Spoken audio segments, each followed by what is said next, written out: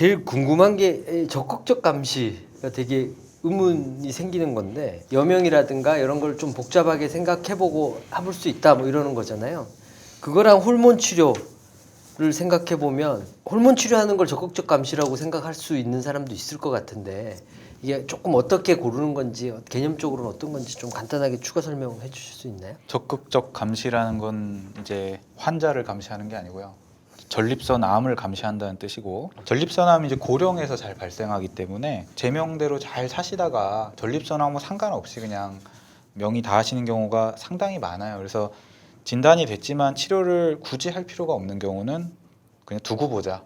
굉장히 천천히 진행할 것 같은 그런 암이 특성을 있거든요. 갖고 있는 예, 분. 그래서 뭐 보통 저희가 진료 지침을 보면은 여명이 얼마 안 남으면 아예 그냥 치료를 안 해도 된다 이렇게 돼 있어요. 그래서 일단 여명, 그러니까 연령하고 그분의 전반적인 건강 상태가 중요하겠고요. 이게 진행을 할 거냐 말 거냐 이런 거를 판단하는 기준이 이제 위험군 분류가 있어서 전립선 특이 항원 수치가 높을수록 일반적으로 안 좋다. 왜냐하면 전립선 특이 항원을 생산해내는 암세포가 여러 개 굉장히 많이 퍼져 있다 생각하기 때문에 그 수치가 높을수록 안 좋다. 그리고 저희가 이제 조직 검사를 이렇게 뜯어보면은 보통은 전립선이 있으면 바늘을 한 12군데 이상 찌르게 돼 있거든요. 그래서 그거에서 글리슨 점수라고 얼마나 세포가 못되게 생겼냐, 순하게 생겼냐를 보는 점수가 있습니다. 그래서 그러니까 우리가 다른 암에서 이제 분화도라고 악성도라고 얘기하는 그런 것들을 조금 더 세분화되어 있는 그런 수치 같은 게 있나 예, 보죠? 점수화되어 있습니다. 그래서 그 글리슨 점수를 딱 봐서 얘가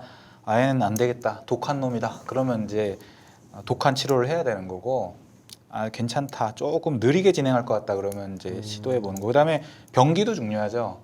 글리슨 점수가 낮지만 가령 전이가 있다. 그럼 치료를 해야 되는 것이고요. 그렇죠. 그래서 적극적 감시는 저위험군으로 분류된 군에서 주로는 시행하게 되고 중등도 위험군에서도 이제 시도할 수는 있고요. 전이가 없을 때. 그다음에 뭐 그런 개념도 있어요. 뭐 임상적으로 유의하지 않은 전립선암. 그래서 저위험군에서도 매우 저위험군 이런 경우가 있거든요. 이제 그럴 때 주로 해볼 수 있어요. 그래서 보통은 진단이 됐지만 치료를 하지 않고 적극적으로 감시를 하는 거죠. 주기적으로. 그래서 PSA도 검사하고 필요하면 조직 검사도 그렇게 한다는 거죠. 이 전립선암의 특성이 고령에서 많이 생기고 그다음에 진행 속도가 느릴 걸로 예상이 되는 어떤 그런 예측 인자 같은 것들이 조금 어느 정도 있고 그래서 그걸 통해서 이거 치료 전립선암 때문에 돌아가실 것 같지 않은 분들이 있을 수 있다. 이런 거네요. 네. 개념적으로 되게 중요한 내용인 것 같고 그런 분들한테 굳이 치료를 하는 게 실질적으로 환자분한테 큰 도움이 안 될 수도 있다. 그래서 요것도 고려해 보는 사람이 있을 수 있다. 이게 이제까지 모든 암에서와는 조금 다른 부분인 것 같아요. 그래서 하여튼 그렇게 여러 가지 암의 경과가 다를 수 있다라는 걸 이해를 하고 예를 들어 지켜보다가 뭐 특이 항원이라든가 이런 것들이 많이 올라간다거나 아니면 조직 검사를 한 번 더 해봐서 악성도가 높은 점수가 글리슨 스코어가 높게 나온다거나 뭐 이렇게 할 때 치료를 선택을 해도 이 사람이 예상되는 여명에 비해서 크게 손해보지 않을 가능성이 높다. 네.